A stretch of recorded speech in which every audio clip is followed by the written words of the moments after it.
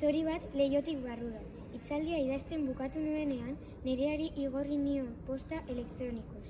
Ni pozik geratu nintzen, baina bere iritzia jakin nahi nuen. Berehalaxe erantzun zidan. Nork, Nerea Arrieta, nerearrieta@euskalnet.net, nori, Kirmen Uribe, kirmen@gmail.com, data 2008ko uztailaren 27. Gaia, kuku biltzarra. Kuku biltzarra egin zenuten orduan Estonen. Badakizu, horrela esaten dio gure amonak 3-4 lagun APK berbetan ari direnean. Poetiko geratu zaizu bukaera. Nik kontu errealistago bat kontatuko dizut. Behin, 2 lagun zihoazen mendia eta kukua entzun zuten kantari. Biek zituztenez txanponak patrikan segituan hasi ziren ezbaika.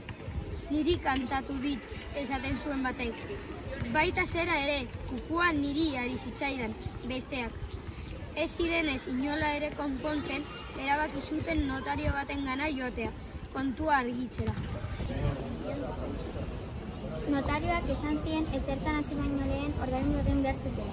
Jogerleko bina eman eta hasiko zirela lanean. Baina ordaindu zutelarik gertatutakoa kontatu zioten notarioari eta galdetu zioten nori kantatu zion kukuak. Kukuak nori kantatu dion, zeuri ez, zeuri ere ez.